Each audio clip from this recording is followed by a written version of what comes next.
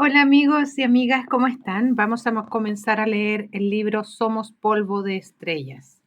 Este es el índice, está el prólogo, está Había una vez, está Con la mirada en el cielo, Cómo es el universo, Big Bang, Asunto estelar, Una energía misteriosa y Química planetaria. Comenzamos entonces a leer el libro. Había una vez. Para que entendamos nuestro origen en el universo, contaré esta historia desde el principio.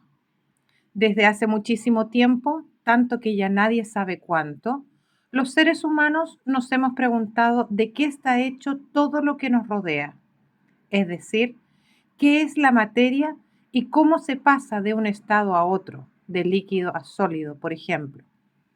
Hace 2500 años en Grecia, algunos pensadores geómetras y filósofos comenzaron una investigación acerca de la composición del mundo y aportaron sus ideas, y que algo de cierto tenían.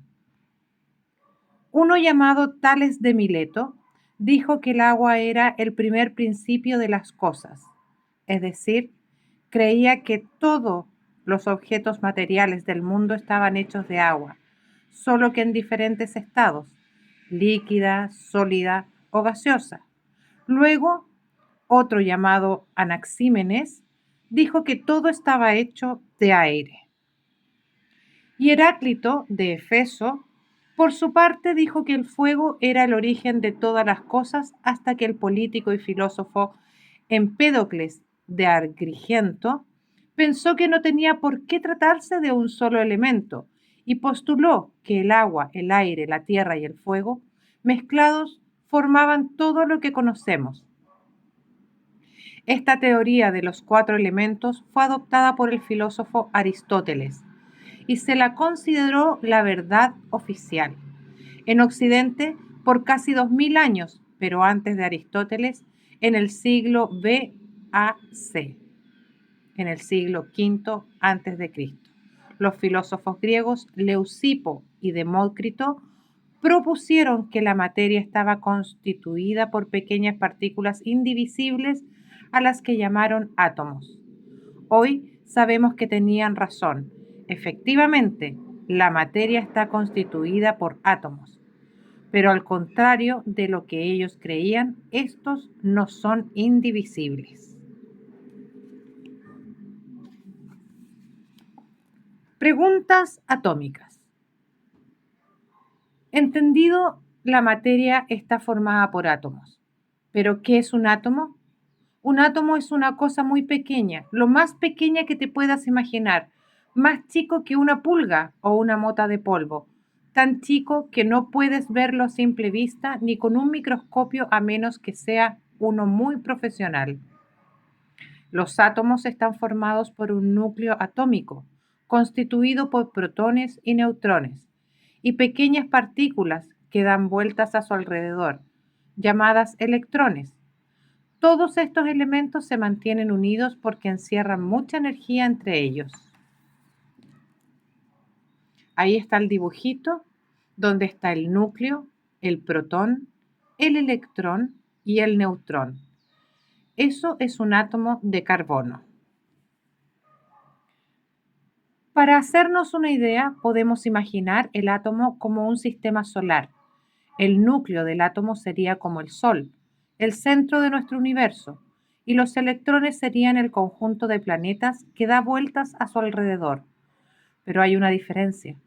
Los planetas giran ordenadamente, todos en un mismo plano y en la misma dirección. En cambio, los electrones lo hacen formando una nube en torno al núcleo.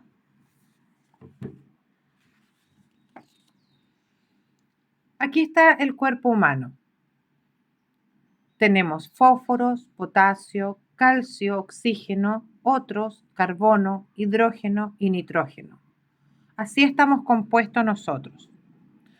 Combinaciones fantásticas.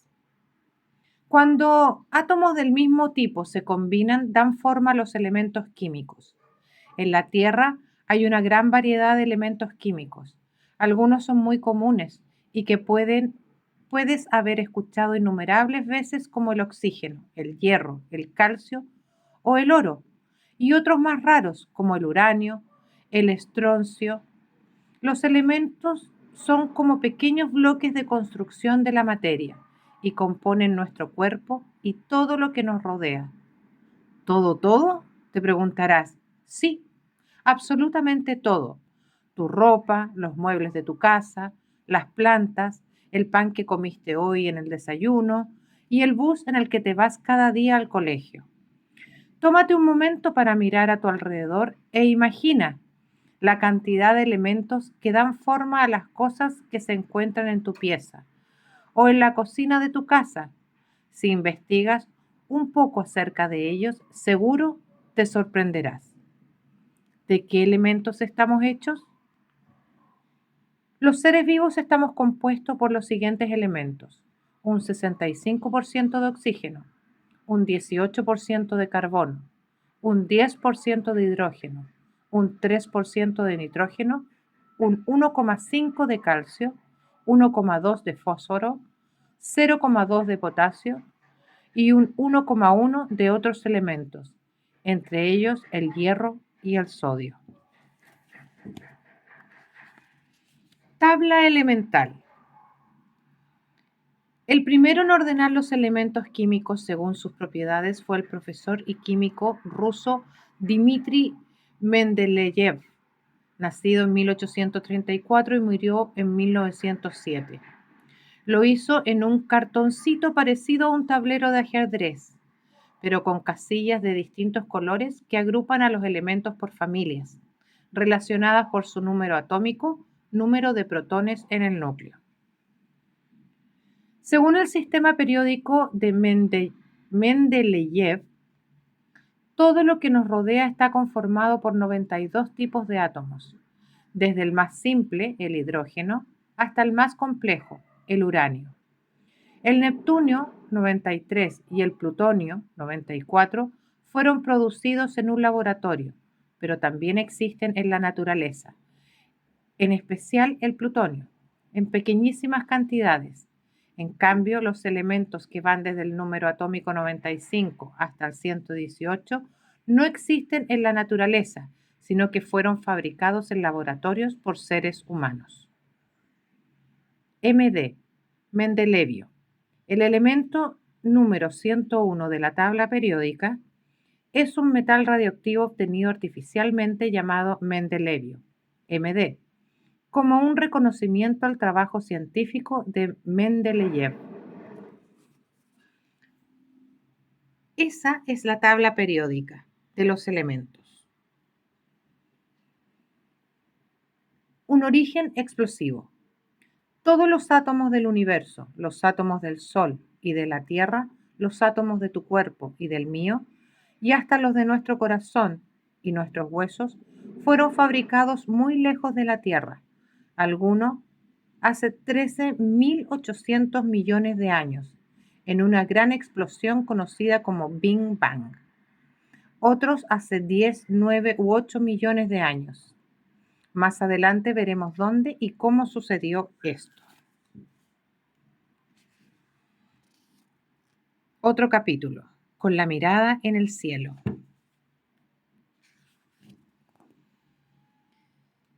Desde el siglo V al III a.C., primeras ideas. Durante siglos antes de saber todo lo que sabemos hoy, los seres humanos creíamos que el centro del cosmos era la Tierra, una Tierra plana, con una gran cúpula celeste en lo alto. Fue recién en el siglo V a.C. que algunos estudiosos comenzaron a pensar que la Tierra, más que un plato plano, podía ser una esfera o pelota, muy, muy grande, pero a nadie se le ocurrió que no fuese el centro del universo. La idea de Pitágoras, el antiguo matemático griego, era las más populares en el siglo III a.C. Él decía que el cosmos estaba compuesto por esferas cristalinas que giraban en torno a nuestro planeta.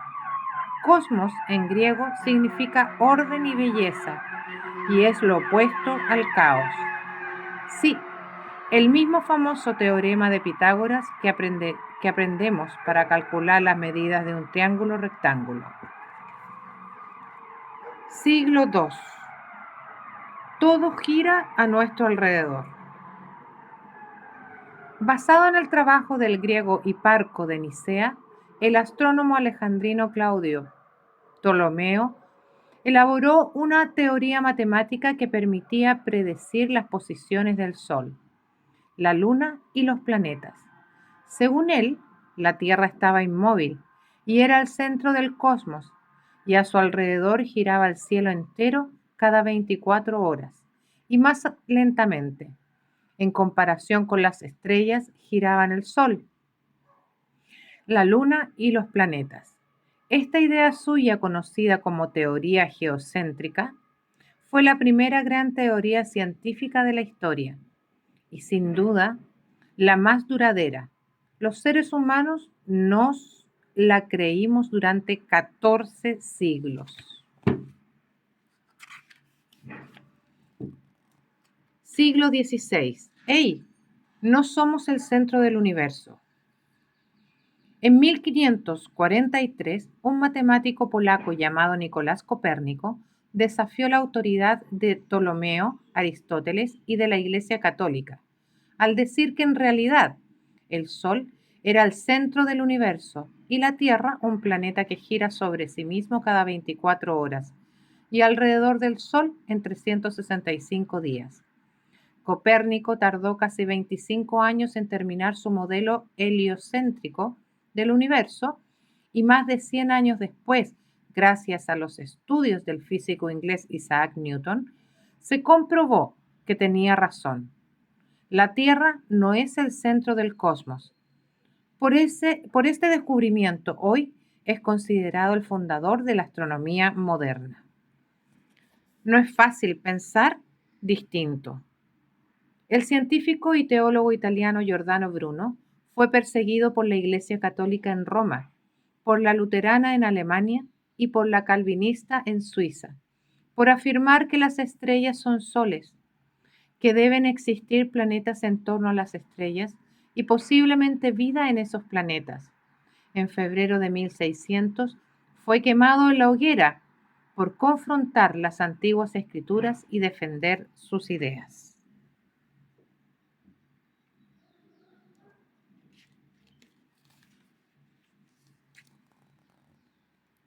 Siglo XVII con los pies en la tierra. En 1687, siguiendo los trabajos de Tycho Brahe, Johannes Kepler y Galileo Galilei, el genial Isaac Newton publicó la ley de gravitación universal y las tres leyes de la mecánica, además de una herramienta matemática, el cálculo infinitesimal. Uy, cuesta pronunciarlo.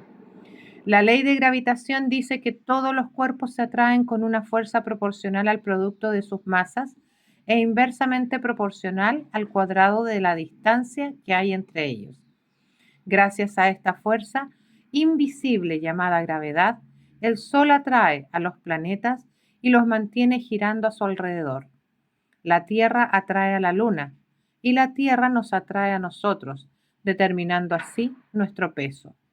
Así, un cuerpo más grande pesa más, es decir, es atraído con más fuerza hacia el centro de la Tierra.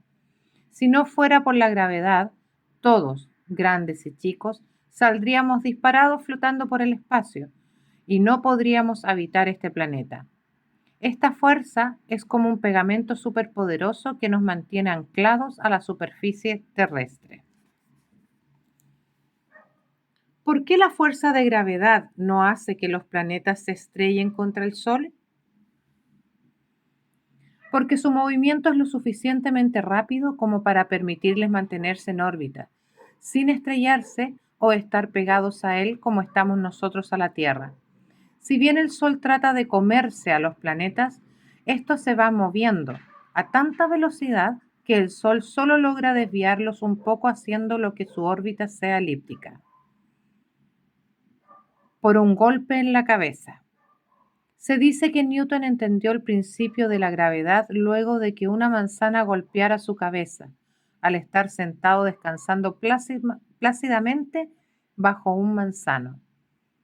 A pesar de que no hay evidencia de que la manzana realmente lo golpeara, sí es posible encontrar testimonios que dicen que la observación de la fruta cayendo al suelo lo habría inspirado para pensar en la ley de gravitación universal. En ese momento, él se habría preguntado por qué la manzana cayó perpendicularmente a la Tierra y no se movió hacia arriba o hacia el lado.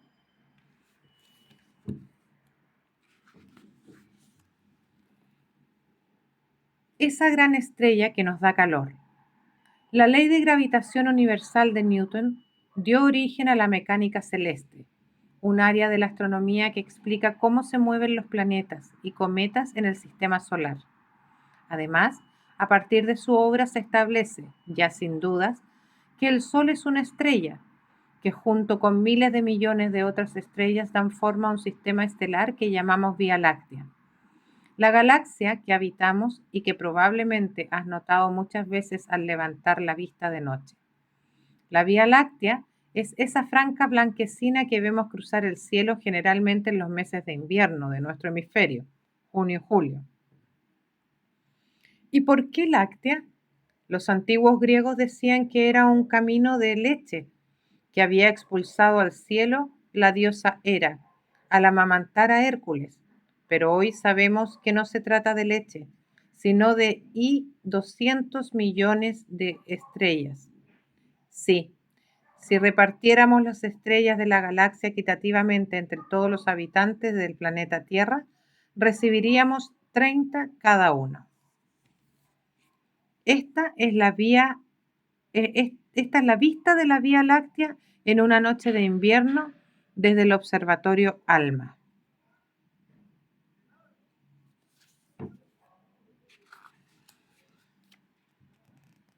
Siglo XVIII. ¿Otras galaxias? En 1755 el filósofo alemán Immanuel Kant, nacido en 1724 y fallecido en 1804, propuso una nueva idea. Tenían que existir más galaxias que la nuestra. El universo debía estar lleno de universos, islas, de galaxias como la Vía Láctea. Esto generó una discusión que duró nada más y nada menos que 1 siglo y medio.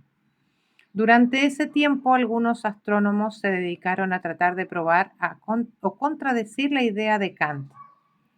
Hacia fines del siglo XVIII, el inglés William Herschel se propuso conocer la forma y el tamaño de la Vía Láctea. Para esto, todas las noches apuntaba su telescopio a una zona del cielo y contaba las estrellas que veía. Este era el telescopio de William Herschel. Contó estrellas en 683 distintas regiones y con estos datos calculó que la Vía Láctea tenía forma de lenteja y 10.000 años luz de diámetro.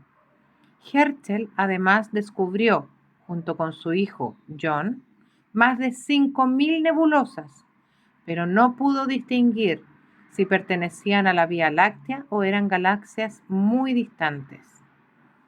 En una época apoyó la idea de los universos islas, pero luego cambió de opinión. Por su parte, John propuso que había dos tipos de nebulosas, unas que pertenecen a la Vía Láctea y otras extragalácticas.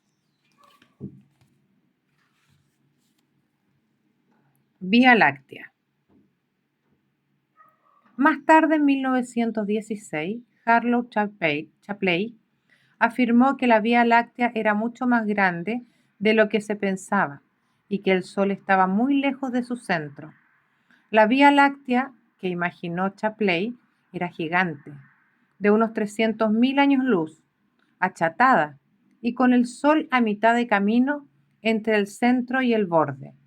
Como Shapley pensaba que era tan grande, no aceptó la idea de los universos islas. Creía que la Vía Láctea era todo el universo y que fuera de ella solo había vacío. Años luz. Un año luz es una medida que los científicos idearon para calcular las enormes distancias que existen en el universo y corresponde a la distancia que recorre la luz en el vacío en un año, lo que equivale a 9,5 billones de kilómetros. Entonces ahí está la Vía Láctea, el sistema solar y el vacío. Siglo XX. ¿Y ahora qué pensamos? En el último siglo hemos seguido aprendiendo y se han perfeccionado los cálculos de Shapley gracias a las observaciones de otros investigadores. Hoy sabemos que la Vía Láctea es algo más pequeña de lo que se creía. Tiene alrededor de 100.000 años luz de diámetro y el Sol está a unos 28 años luz del centro. Gracias a Henrietta Leavitt, astrónoma del Observatorio de Harvard a comienzos del siglo XX, aprendimos a medir distancias a objetos estelares como las nubes de Magallanes. Estudiando estrellas variables, ella ideó un método para saber cuán lejos están. Así, se encontró que la nebulosa de Andrómeda está a más de 2 millones de años luz, demostrando definitivamente que Kant tenía razón. El universo está lleno de galaxias como la Vía Láctea. Ese es un cúmulo de galaxias. Estos descubrimientos han tomado un buen tiempo porque, como estamos dentro de las galaxias, es muy difícil hacernos una idea de su forma. Lamentablemente no podemos tomarnos una selfie con la Vía Láctea. Un cuaderno estelar. En las noches en que esté despejado, tú también puedes observar el cielo y hacer tus propios estudios. Para esto, puedes llevar un cuaderno y escribir tus observaciones sobre las fases lunares, las constelaciones o las distintas estrellas que logres identificar. ¿Cómo es el universo?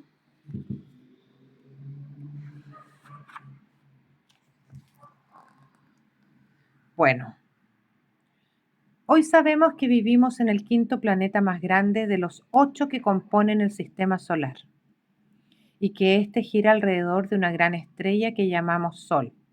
Pero como ya hemos visto, durante siglos nadie supo cómo era el universo.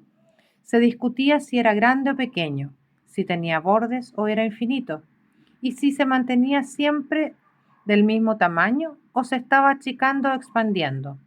Pero aún faltaba, y falta, mucho por investigar y descubrir.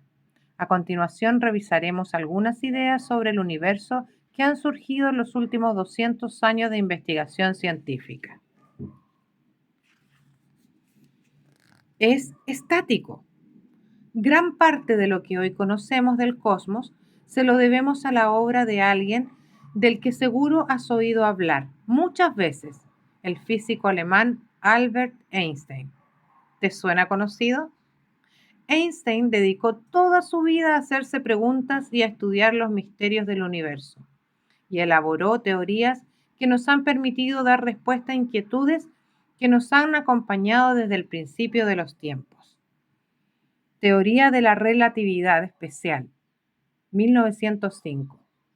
Por medio de esta teoría, Einstein explica algo que hasta entonces se desconocía, que la velocidad de la luz es la mayor que existe, que nada ni nadie puede superarla en rapidez y que es constante, es decir, que nunca, pero nunca cambia. Además, y pese a lo natural que puede parecernos pensar que el espacio y el tiempo son universales, que rigen para todos, Einstein en su teoría plantea que el espacio y el tiempo son relativos a cada observador, es decir, dos eventos que para una persona parecen simultáneos, para otra en movimiento respecto del anterior no lo serán. Cada observador tiene su propio reloj y su propia vara de medir. Teoría de la relatividad general, 1916.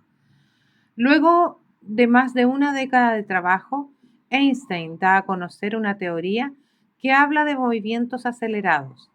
La relatividad especial se refiere solo a movimientos uniformes y de la fuerza de gravedad. Esta revolucionaria teoría nos permitió entender mejor la fuerza de atracción que se da entre los cuerpos. La masa deforma el espacio-tiempo alrededor suyo y un cuerpo y un rayo de luz siguen la geometría del universo curvo.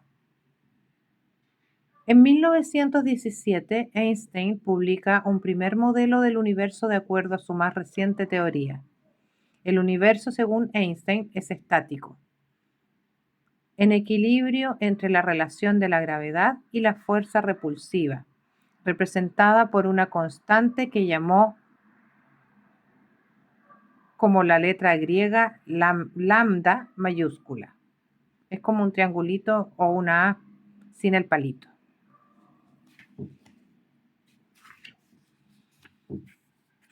Otra teoría es que se expande.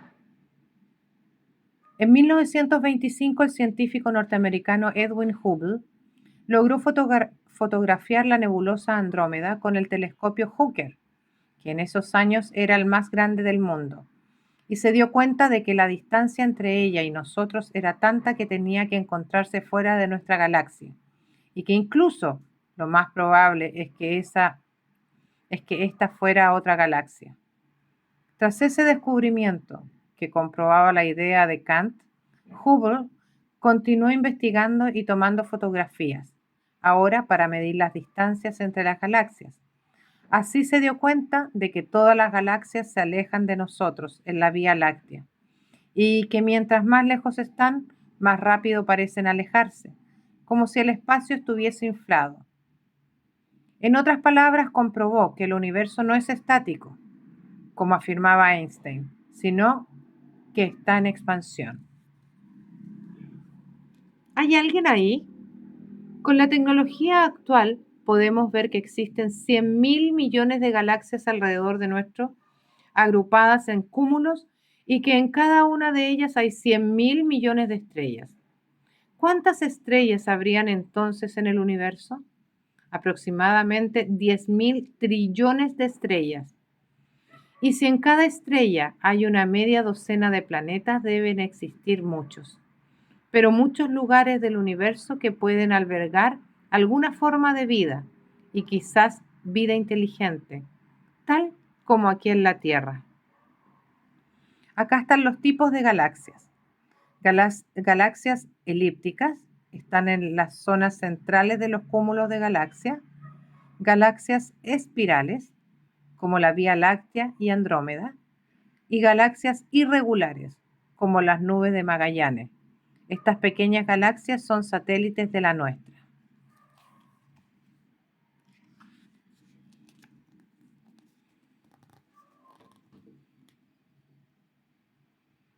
Bella galaxia espiral NGC 1376, con brazos espirales bien desarrollados. Galaxia elíptica ESO 30617, de gran tamaño y de muy bajo brillo superficial, muy tenue.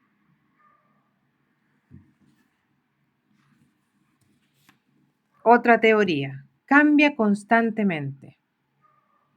El hecho de que el universo se esté expandiendo igual que un queque en el horno y que las distancias entre las galaxias se están haciendo cada vez mayores, nos permite pensar que alguna vez estuvieron más cerca de lo que están ahora y que la densidad del universo debe estar disminuyendo. Siguiendo este razonamiento, el científico ruso norteamericano George Gamow imaginó que alguna vez el universo debe haber tenido una densidad muy alta y concluyó que como al expandirse el gas se enfría, tiempo atrás el universo debe haber estado mucho más caliente que ahora y tenido mucha materia. Tanta materia expuesta a tanto calor generó la gran explosión en la que se formaron los elementos químicos livianos, el hidrógeno y el helio. La densidad. Imagina que tomamos en nuestras manos una botella de agua y llenamos otra botella igual con arena. ¿Cuál crees que pesará más? La segunda. Volúmenes iguales de agua y arena pesan distinto. Es decir, la densidad de la arena es mayor que la densidad del agua. Así también la densidad del hierro o del plomo es mucho mayor que la del agua. La densidad es entonces la cantidad de materia de un determinado volumen. Estas son las ondas gravitacionales. ¡Qué buena onda! Una de las predicciones de la famosa teoría de Einstein fue que bajo ciertas condiciones deberían generarse ondas gravitacionales, pequeños cambios en la curvatura del espacio que se propagarían llevando energía, como las marcas que se ven en el agua cuando pasa una lancha. Recién, en 2016, 100 años después de que Einstein lo planteara, un grupo de científicos pudo detectarlas. Estas ondas nos permiten ver zonas del universo que no es posible conocer con nuestros propios ojos y aprender sobre lo que pasó durante los primeros 380.000 años del universo, cuando éste no era transparente a la luz aún, además de acceder a las zonas más densas y oscuras de las galaxias. El Big Bang.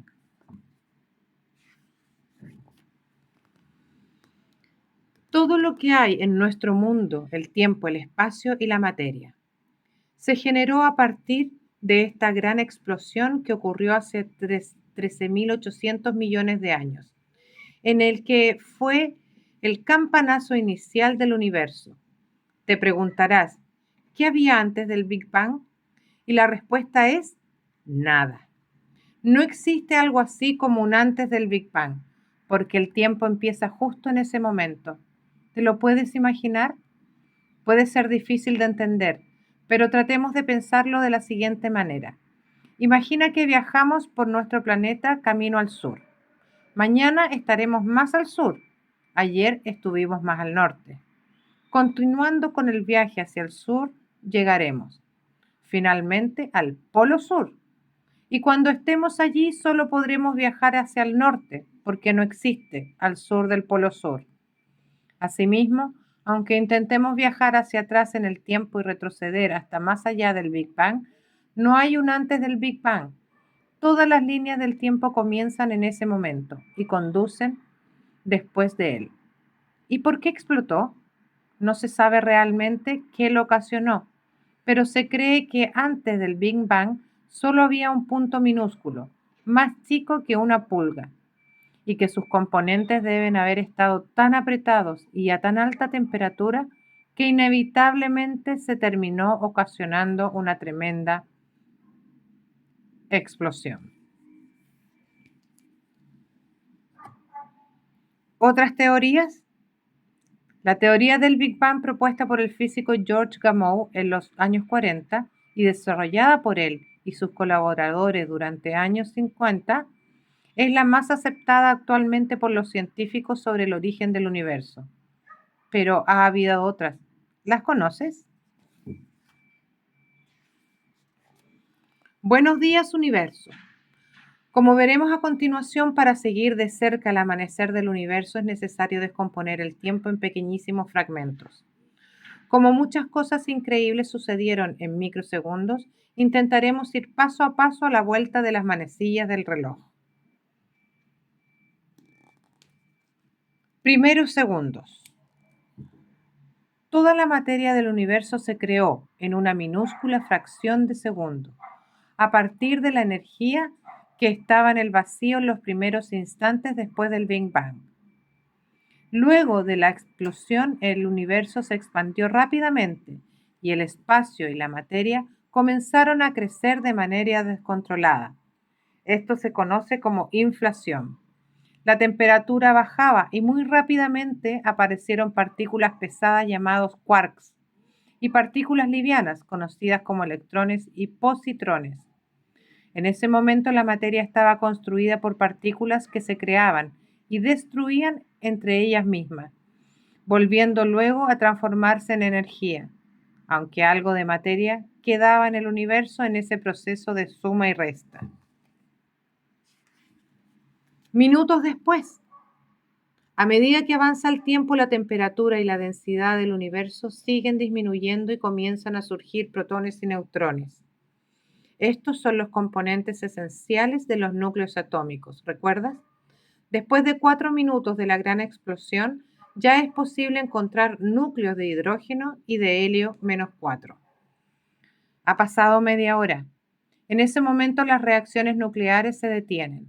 El carnaval de la nucleosíntesis primordial ha llegado a su fin. Entre los 4 y los 30 minutos no se pueden formar núcleos atómicos más complejos a partir de los núcleos más pequeños que se formaron en los 3 primeros minutos. El universo está formado por radiación, electrones, protones, que son núcleos de hidrógeno, y núcleos de helio -4, compuesto por 2 protones y 2 neutrones. Ahí está el núcleo de helio, electrones libres, núcleo de hidrógeno. Luego de 380.000 años, la temperatura ha bajado desde millones de grados a apenas 3.000, y entonces se pueden formar los primeros átomos neutros de hidrógeno y helio. En ese momento, cuando el universo está dominado por la materia y no por la radiación, es cuando se dice que el nacimiento del universo terminó. A partir de ahí se irán formando las primeras estrellas y galaxias. En esas primeras estrellas no se podían formar planetas como la Tierra, porque solo con hidrógeno y helio no puede haber ni agua ni rocas, ni nada de lo que conocemos. Antepasados cósmicos. Nuestra historia cósmica debió continuar por muchos años para llegar a dar forma a la Tierra primitiva. En un principio, el universo era un gran desierto. Ahí no podía haber forma alguna de vida, pero estaba el hidrógeno, un componente esencial. El Big Bang, entonces, es como nuestro padre, porque nos aportó el hidrógeno, pero nuestras madres son las estrellas. De ahí venimos.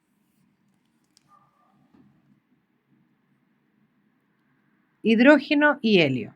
El universo primigenio contenía 75% de hidrógeno y 25% de helio. El Big Bang solo produjo esos 2 elementos químicos. Una energía misteriosa.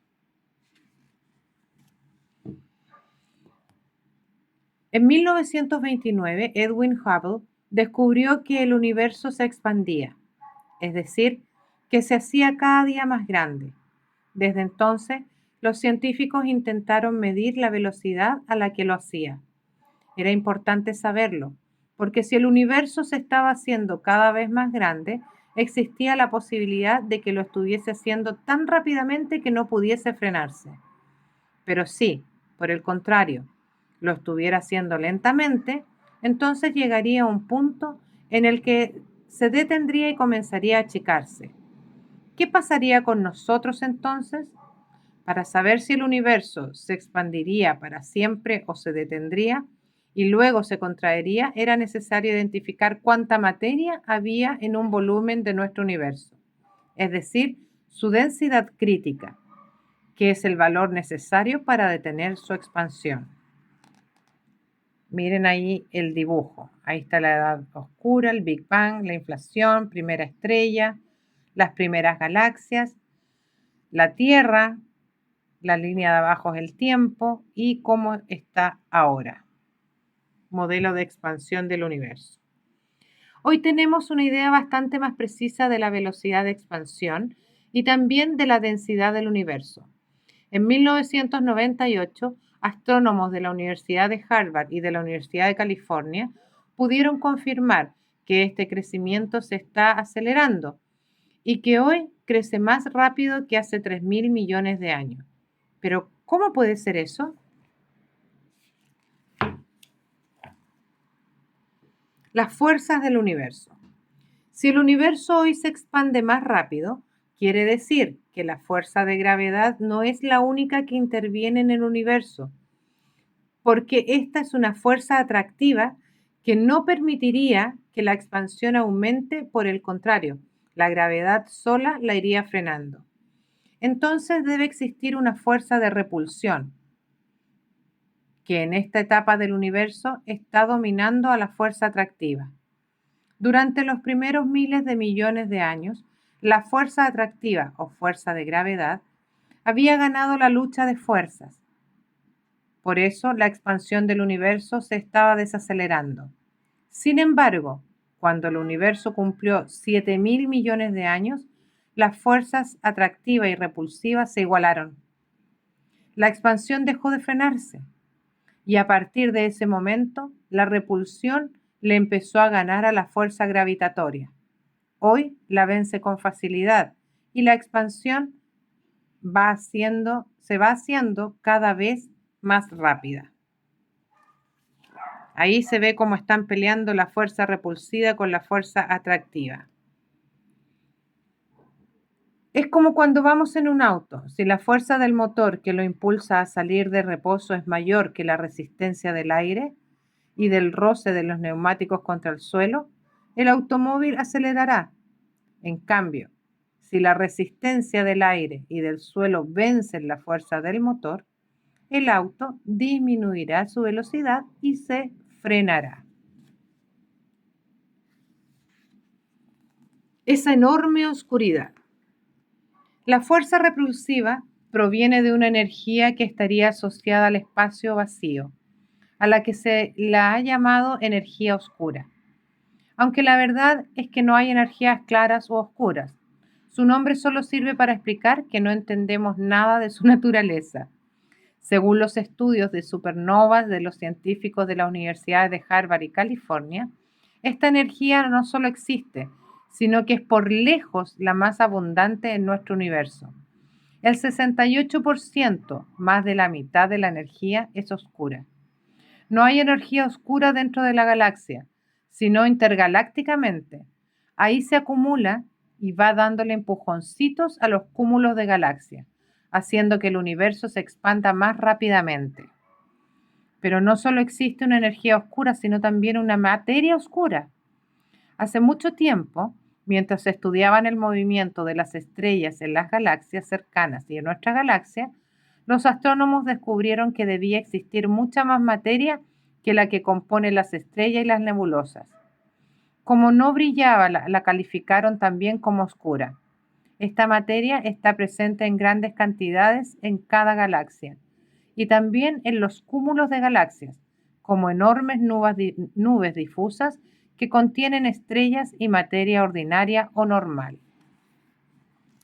Aquí se ve graficado, miren, un elefantito con materia oscura, la línea celeste es el espacio, la galaxia se está formando en la parte inferior del elefantito y la materia común. ¿Un elefante en una cama elástica? Imagina que el espacio es una gran cama elástica y que la materia oscura es un elefante. Si sientas al elefante al medio de la cama, ésta la hundirá. Y en esa parte cóncava se caerá la materia ordinaria y se formará una galaxia. Si no fuera por la materia oscura, no se formarían galaxias ni todo lo que ellas contienen.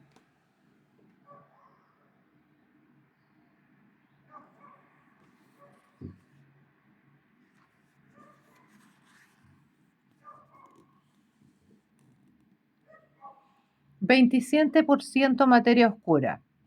Hay 6 veces más materia oscura que materia común y corriente. 5% materia común, átomos. Esta materia constituye las estrellas, los planetas y las nebulosas que podemos ver. La de los astrónomos no es una tarea fácil, pues deben estudiar las propiedades del universo, observando solo un pequeñísimo porcentaje de su totalidad. 0,5% estrellas. Después, 68% energía oscura. Estos son los principales componentes del universo, ¿ya? Una supernova es una estrella que muere y explota liberando una inmensa cantidad de energía en forma de energía cinética. Enormes cantidades de materia salen volando a velocidades superiores a los 40 millones de kilómetros por hora. Deja además un destello luminoso que dura un par de meses y se puede observar desde las grandes distancias en el cosmos. Un asunto estelar.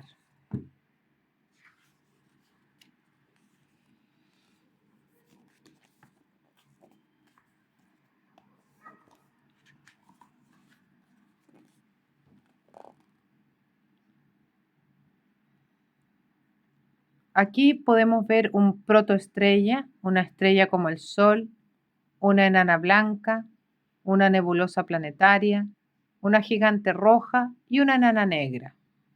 Como nosotros, las estrellas nacen, crecen y mueren. Nacen en las nebulosas, enormes nubes de polvo y gas que se encuentran en el espacio, y a lo largo de su vida experimentan cambios en su núcleo, en su zona central y en sus capas exteriores. Como habrás podido notar, en el cielo es posible observar distintos tipos de estrellas, unas más grandes, otras más pequeñas, unas más brillantes y otras apenas perceptibles. Todas ellas se pueden clasificar en dos grandes grupos, estrellas de baja y de alta masa. Ambas se diferencian por la cantidad de materia que contienen, sus años de vida y por cuánto enriquecen el medio interestelar, es decir, cuántos elementos químicos aportan al universo al final de su vida. Acá también tenemos a la supernova, la estrella masiva, estrella de neutrones, agujero negro, supergigante roja. Las estrellas son esferas de gas que generan energía nuclear, un mecanismo controlado por la fuerza de gravedad. Estrellas de baja masa, como el Sol y otras estrellas más pequeñas. Estas estrellas tienen menos materia y combustible que las de la alta masa, pero viven mucho más tiempo porque tardan más en gastarlo. En su centro tienen temperaturas y densidades tan altas que al chocar los átomos de hidrógeno los funden de 4 en 4 y los transforman en átomos de helio -4, que liberan grandes cantidades de energía, lo que les permite brillar por millones de años. Gigante roja, enana blanca. Ahí están. Vida de una estrella. De gigantes rojas a enanas blancas. Cuando las estrellas de baja masa agotan los átomos de hidrógeno de su centro, contraen su núcleo, aumentando así la densidad y la temperatura. Entonces, la superficie de la estrella se infla, se enfría y se convierte en una gigante roja. Eso es lo que pasará con el Sol, que llegará a ser 100 veces más grande de lo que es hoy. La etapa de gigante roja de una estrella termina cuando su temperatura central supera los 100 millones de grados.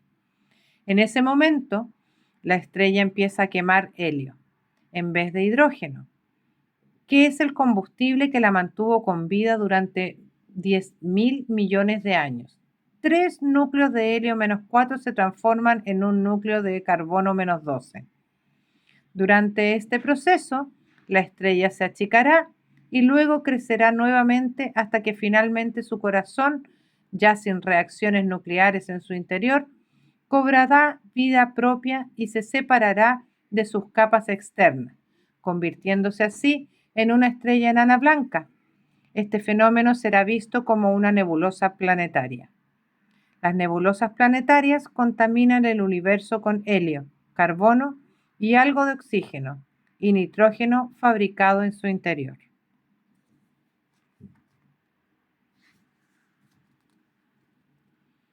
Eso es una nebulosa planetaria, la hélice. La estrella central es la enana blanca, que está perdiendo la envoltura. ¿La pueden ver ahí? Nebulosa planetaria, la hormiga, con una clara estructura bipolar, arroja material por dos polos opuestos.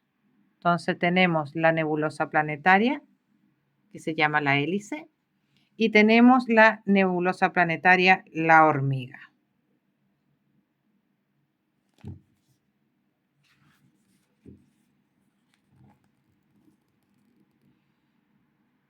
Una enana blanca es una estrella similar al Sol, pero muy pequeña, como la Tierra, que es unas 100 veces más chica que el Sol. Estas estrellas son muy densas, es decir, tienen mucha materia en muy poco espacio. Una cucharadita de enana blanca contiene 5 toneladas de materia. Es tan densa que a pesar de ser una bola de gas, si una persona tuviese la idea de ir a visitarla, se podría parar sobre ella, aunque no sé cómo lo haría para no quemarse los pies. Pero eso no es lo más sorprendente. Lo más sorprendente es que si en la Tierra pesaras, por ejemplo, 50 kilos, en la superficie de la enana blanca pesaría 20.000 toneladas. Así que en realidad ni siquiera podríamos estar parados sobre la estrella, nos hundiríamos por nuestro propio peso y solo seríamos una mancha sobre la superficie de la estrella que desaparecería al instante. Con el tiempo, las enanas blancas se van enfriando y se convierten en estrellas amarillas, luego naranjas y por último rojas. El enfriamiento es tan lento que demora miles de millones de años en terminar. Ahora peso 20.000 toneladas, dice la persona. El lunes empiezo la dieta. Está parada sobre la enana blanca.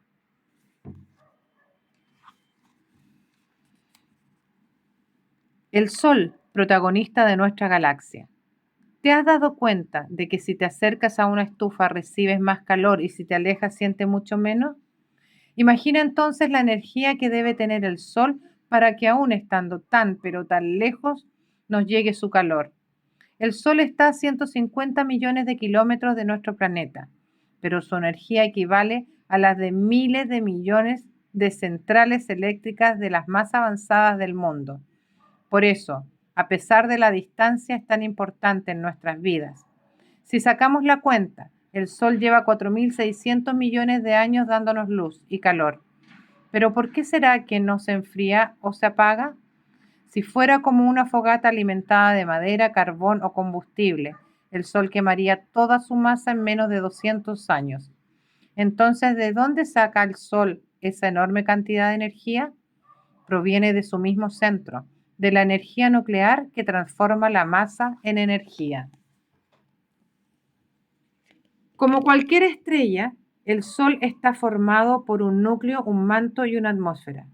El núcleo, su centro, es como una sala de máquinas. Es ahí donde se genera la energía que se transporta a través de un manto que la va regulando hacia el exterior. El manto está formado por muchas capas, como una cebolla, y cada capa yendo hacia el núcleo. Está más caliente que la otra. En el centro hay 15 millones de grados y en las capas externas solo unos pocos de miles.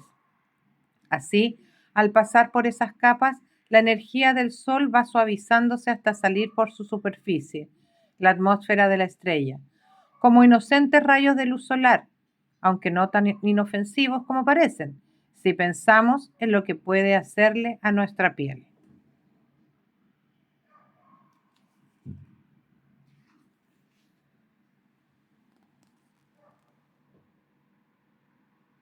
Estrellas de alta masa, aquellas de más de 8 masas solares.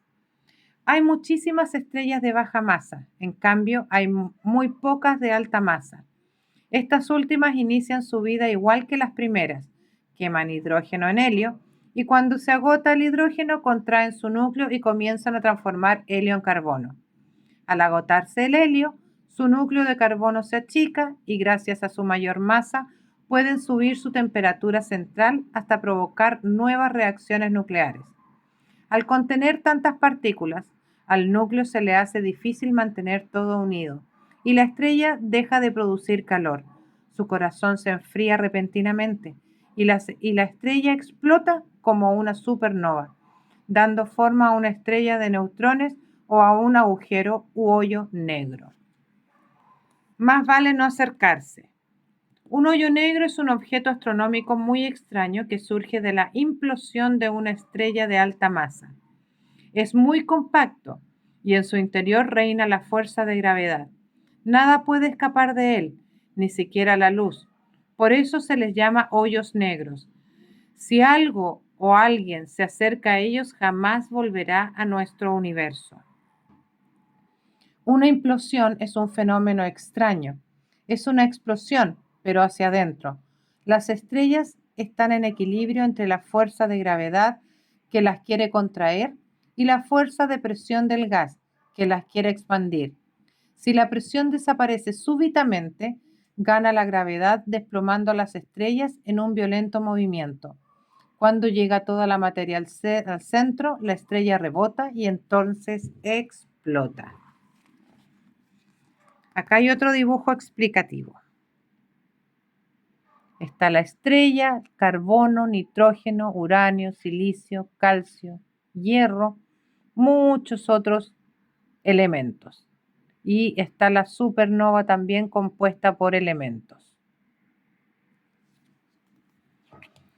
Alimento esencial para el universo. Para que el universo y la Vía Láctea tuvieran los elementos químicos que conocemos hoy,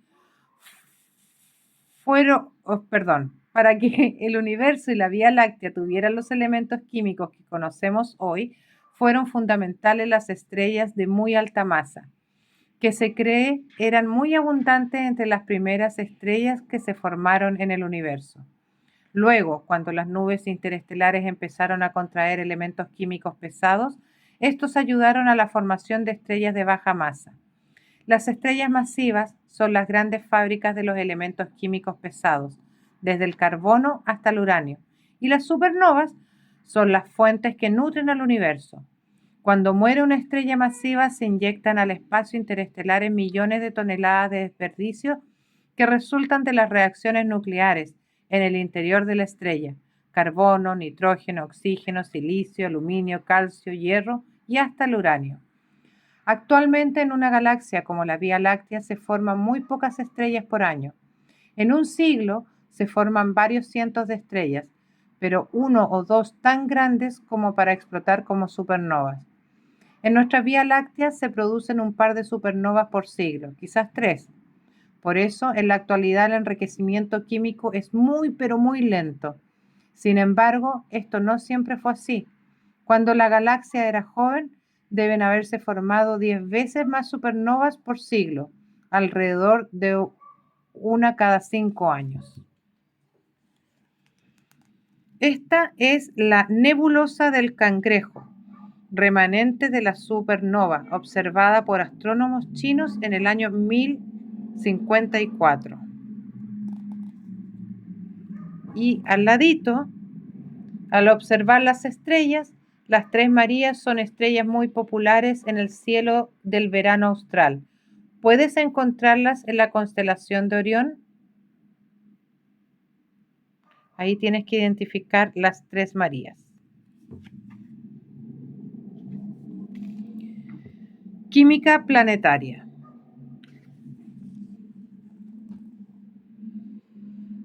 ¿Me daría 1 kilo de universo?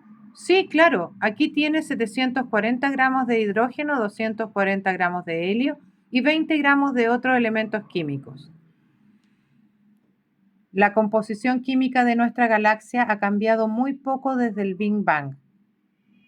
La contaminación de miles de nebulosas planetarias y de decenas de supernovas apenas modificó la receta química inicial del universo. Para que te hagas una idea, si antes se componía en un 75% de hidrógeno y 25% de helio, hoy se compone en un 74% del primer elemento y 24% del segundo. Cuando hace 4 millones de años se formó el sistema solar, el Sol y la Tierra, solo un 2% de la masa de la nebulosa solar primitiva correspondía a elementos más pesados que el hidrógeno y el helio, como carbono, nitrógeno, oxígeno, silicio y hierro. Entonces ahí está lo que compró la señora, 1 kilo de universo, que se compone de 740 gramos de hidrógeno, 240 gramos de helio y 20 gramos de otros elementos químicos. Y la señora dice, gracias. Aquí están los planetas. ¿Los ven? Está Mercurio, Venus, Tierra, Marte, Júpiter, Saturno, Urano, Neptuno. Y falta Plutón, que no lo veo. Un sistema de 8 planetas. Los 4 planetas gigantes, Júpiter, Saturno, Urano y Neptuno, se formaron lejos del Sol, en una zona muy fría del sistema solar, y su composición química es parecida a la de la nube inicial. Los hielos de agua, metano y amoníaco se acumularon en estos planetas, manteniéndose así la mayoría del hidrógeno y mucho helio.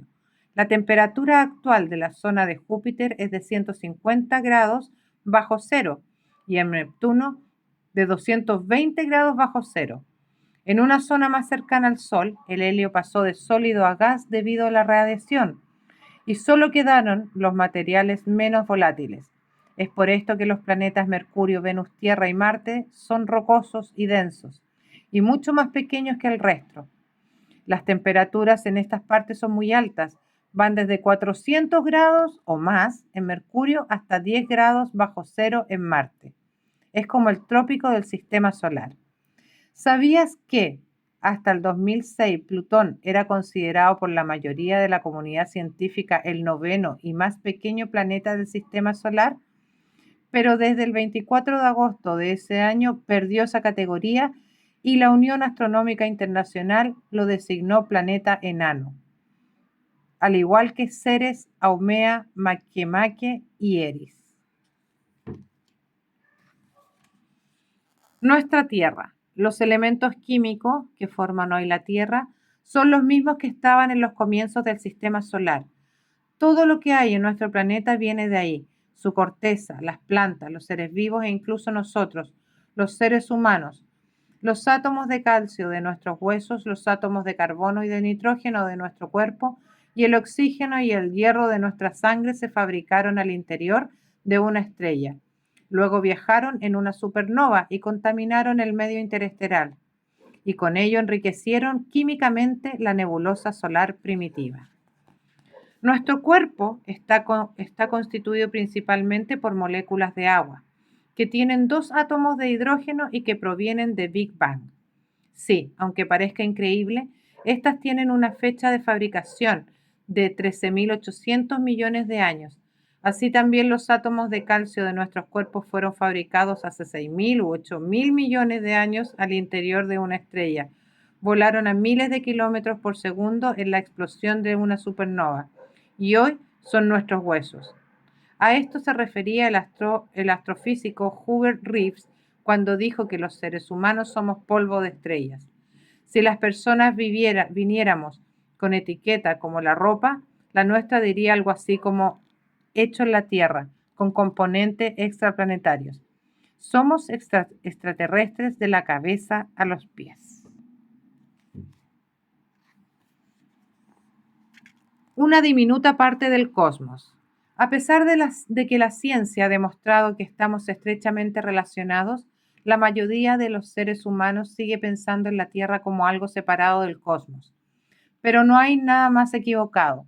Solo basta pensar que todos los elementos químicos de la Tierra y todos los átomos de nuestro cuerpo tienen un origen cósmico. Todos, salvo los de hidrógeno, han sido producidos en una estrella, han viajado en una nebulosa planetaria o en una supernova, contaminaron la nebulosa solar primitiva y luego pasaron a constituir parte de la Tierra y de nuestras vidas. Aunque a veces se nos olvide, es importante recordar que el universo tiene muchos más años de los que llevamos nosotros aquí y que la Tierra no es más importante que otros astros. Solo nos parece que lo es porque es nuestra casa.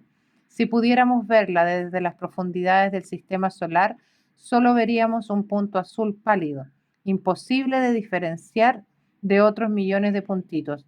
Somos una parte diminuta del cosmos. Somos polvo de estrellas. Una lección de humanidad. Hay más estrellas y planetas en el cosmos que granos de arena en todas las playas de todos los océanos de la Tierra. Por ello, cuando estés en una playa, piensa que nuestro planeta en el océano cósmico es más insignificante que un granito de arena. Y así hemos terminado el libro que se llama Somos polvo de estrellas. Muchas gracias, amigos. Que les vaya bien.